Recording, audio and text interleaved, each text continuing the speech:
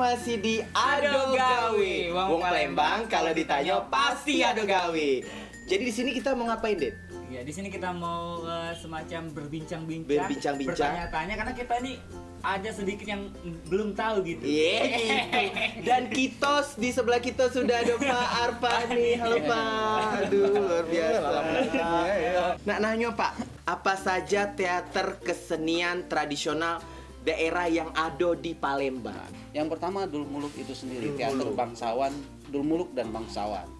Dul Muluk Palembang. bangsawan itu satu kesatuan atau gimana? Atau Dul Muluk beda, bangsawan itu beda? Beda. Beda. Kalau Dul Muluk? Kalau Dul Muluk memang dia pertunjukan seni tradisional. Dia punya pakem tersendiri.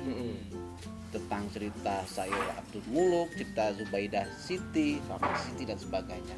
Kalau bangsawan bebas, dia tentang kerajaan, tentang keluarga, tentang kehidupan sehari-hari masyarakat Palembang. Tapi tetap dalam latar belakang istana sentris. Jadi menurut Bapak nih, Bapak tahu tidak kapan itu Dul Muluk pertama kali dimainkan? Dul Muluk berasal dari yang dikarang oleh Raja Ali Haji Fisabilillah yang berada di Penyengat Kepulauan Riau. Dia menulis itu cerita tersebut tentang Dul Muluk di antara tahun 1860 sampai tahun 1870-an. Jadi awal mula lahirnya Dul Muluk itu dari Raja Ali Haji. Syair Abdul Muluk karya Ali Haji. Ini Pak, terkait dengan sejarahnya yang sangat lama, berasal dari apa sebenarnya kesenian Dul Muluk? Kesenian teater tradisional Dul Muluk itu terinspirasi dari kitab syair Abdul Muluk karya Raja Ali Haji. Ada juga cerita Abdul Muluk dan juga cerita Siti Zubaidah. Apakah itu sama Pak? Ceritanya berkaitan. Di sini ada dua cerita. Tapi secara pertunjukan ini disebut sebagai Dul Muluk. Berarti ada dua orang yang menciptakan cerita Dul Muluk. Ada cerita Abdul Muluk, ada cerita Siti Zubaidah. Siti Zubaidah. Jadi biasanya pemain Dul Muluk itu kan harus yang setahu yang aku dengar Pak, harus dikhususkan itu pemainnya itu cowok galau. Gitu. Kenapa harus cowok galau? Pemeran putri, pemeran perempuan dimainkan oleh cowok. Kalau dulu perempuan bisa diajak main dan pulang subuh, maka yang berperan sebagai perempuan bisa perempuan. Karena dulu kita terikat adat. Kalau dulu jangan main-main, anak gadis keluar rumah pagi maghrib sudah kena denda. Sudah kena tegur. Dulu iya. Aku belum lahir. Dulu tahun-tahun itu perempuan balik subuh. Kuatnya nih tuh pemain Dul Muluk. Kuat ya. Apakah ada pantangan atau anjuran selama kita bermain Dul Muluk? Ada. Apalah? Ada pantangan. Jadi dari sudut ini dulu orang tradisional dulu ya. Pantangan Dul Muluk itu pertama tidak boleh telat hadir. Oh iya, benar dong. Pantangan Harus tepat waktu. Iya, pastilah. Pantangan pasti kena marah pasti. Iya. Yang kedua tidak boleh makan kacang. Oh, tidak boleh makan kacang. Tidak boleh makan kacang. Oh, kena marahnya oleh. Kenapa lah? Ya secara mitos dan sebagainya. Kacang itu buat kita gagu, patah karakter, kaget mudah terkena guna-guna.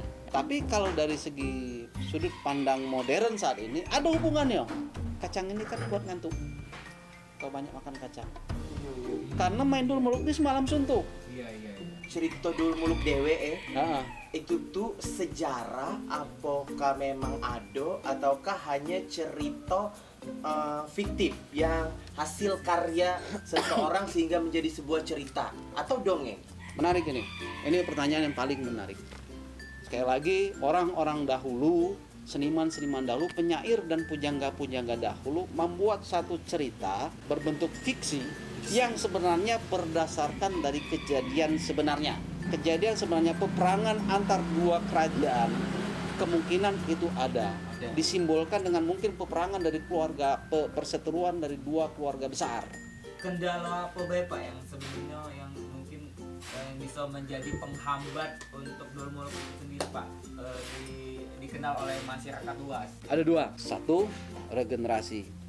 Bagaimana menarik hati regenerasi selanjutnya untuk mencintai seni tradisional. Yang kedua, masalah gagap teknologi, sosial media dan sebagainya itu digunakan banyak tidak bijak.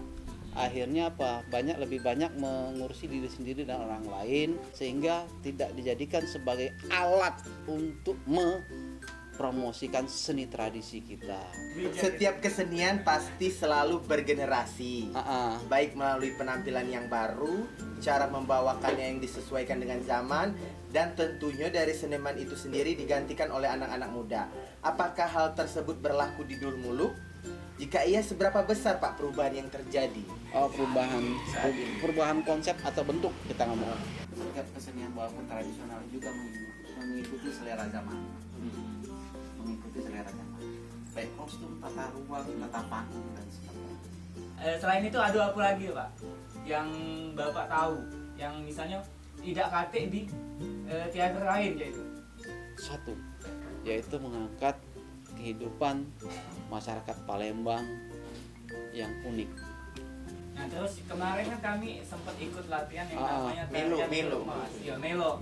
Tarian Bremas. Nah apakah tarian Bremas itu khusus untuk Dulmuluk sendiri atau maksudnya tuh bisa digunung ke di teater lain gitu? Oh enggak. Tidak bisa. Bermas Khusus untuk Dulmuluk.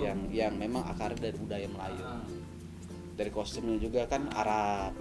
Jadi ada satu kesatuan itu yang uniknya. Satu kesatuan dalam bentuk budaya Palembang, seni pertunjukan Palembang, dan itu Dulmuluk. Dulu lambang-lambang kelompok-kelompok di Dulmuluk Palembang ini ada cap kudo. Satu lambang ciri khas. Yang kedua, kuda ini semacam lambang supremasi orang-orang Melayu.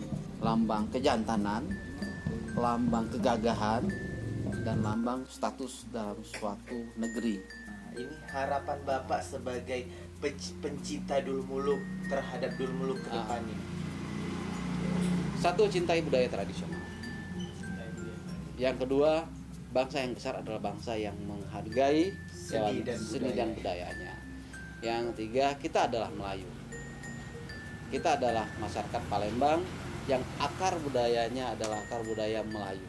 Seni pertunjukan Dulmuluk adalah bagian dari budaya Melayu. Nah, Caknyo jadilah itu bincang-bincang kita hari ini, yo. Jadi Pak, abis ini nak kemana Pak? Biasa ada gawe. Nah, kan bisa wong Palembang kalau ditanya pasti ada gawe. Tetap di Ado Gawe.